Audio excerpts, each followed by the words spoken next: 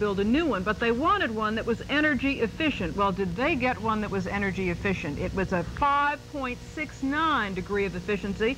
Most homes of the size they built, about 50 to 60 on that scale. We're going to find out how they built it right after this. You might call it the house the nails built, and the house the nails built is in Cocoa Beach. As we said before, it is a highly energy efficient home. It has a 5.69 rating, and most homes, 2,400 square feet, would be somewhere between 50 and 60. The nails decided they were going to do it, have a very efficient home, and what they did was they sat down and went over all their plans, and what they came up with is the home that they currently have in Cocoa Beach. And we're delighted today to have Mary Jane and Danny Nail. Welcome. It's nice to have you here. Now, Danny, when you and Mary Jane decided to do this, what did you have help with the builder? Did someone say, now here are all the things you're going to need to have an energy efficient home, or did you have to come up with that? Not at all, Carol. I wish it had been that easy, but we had to do quite a bit of research. Of course, you read a lot about energy efficiency and the things you can do. But when you want to start to build a house, what you find is that the people that build them tend to still build them the same way they always have, because that's what they're accustomed to and that's what they're most efficient at. However, some of these things that we learn in reading and studying can be done efficiently once you convince the people that it can be and they can do it without any problem. Now, we're going to show you some pictures. Obviously, you want to see what the Nails house looks like, and I think the first picture that we have is of the home under construction, and this is next to the ill-fated Harbor K condominium. Yes, it's right behind the Harbor K condominium, as a matter of fact. And actually, site was one of the things, Mary Jane, that was important when you decided that. I mean, that's one of the energy efficient things. Very important, Carol. The reason being that the site orientation takes advantage of the prevailing breezes, and so we made sure that on the particular site that we sort of more or less cocked the house to a southeast orientation to try to take advantage of the southeast prevailing breezes in Cocoa Beach. Okay, now we have a picture of Danny, and this is something that I think, this next picture, a particularly energy efficient feature of your home. And what is that, Danny? That's correct, Carol. One of the things that people do generally, if they insulate their walls at all, and of course they're starting to do that, is to put the insulation on the inside of the wall.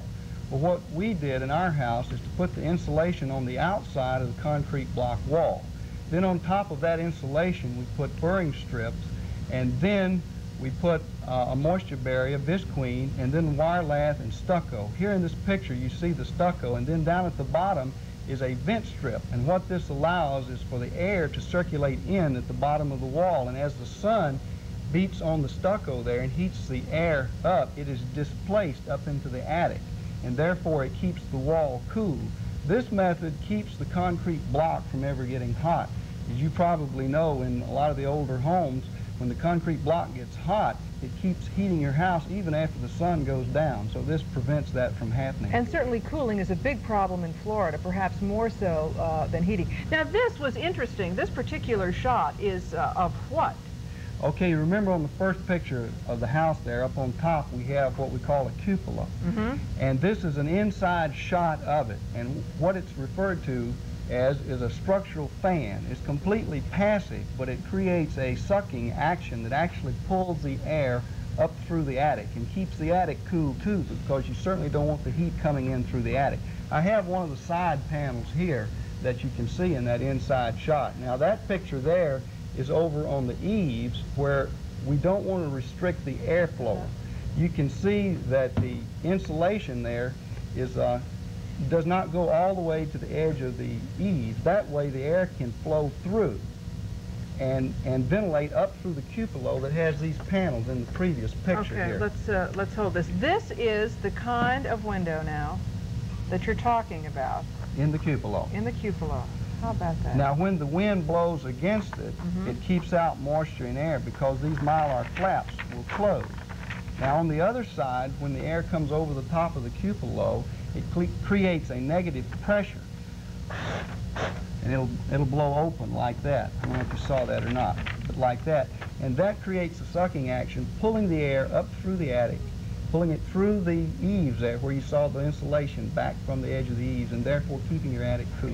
Mary Jane, was this a frustrating process, trying to find all of the most energy efficient features that you could put in there and still afford to build a house? It was very frustrating, but after we got to talking with people, they came around. I feel that it's something that somebody has to break the ice somewhere, and I guess, Carol, that's basically what we did. We broke the ice.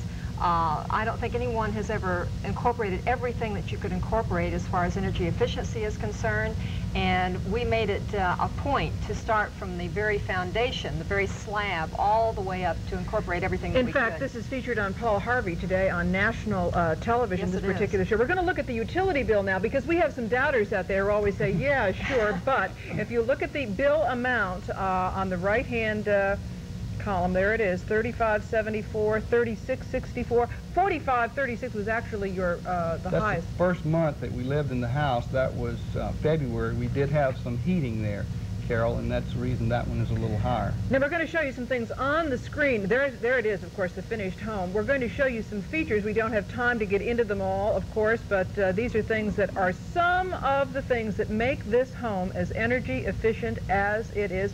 Solar, of course, was also a consideration, was it not? Yes, I figure that's one of the big savings that we have, Carol, is the fact that we do have solar hot water.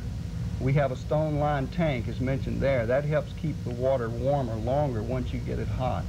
Now, I know we're going to have people who are going to ask a lot of questions, so write to us. We'll forward it on to the Nails if you have any questions about what they did, because obviously there are so many exciting things in this home that we don't have time to get into today. Thank you both so much, and of course you're hearing about this on Paul Harvey's newscast as well. Thank you so much for being with us today. Really enjoyed it. Boy, that's a super house. $90,000 approximately? 95 to 100. 95 to 100. Yes. That's about the general cost. Thank you so much. Thank you. Going to drive by in Cocoa Beach now to look at the house. We'll be right back with Danny Trainor's weather forecast. Don't go away.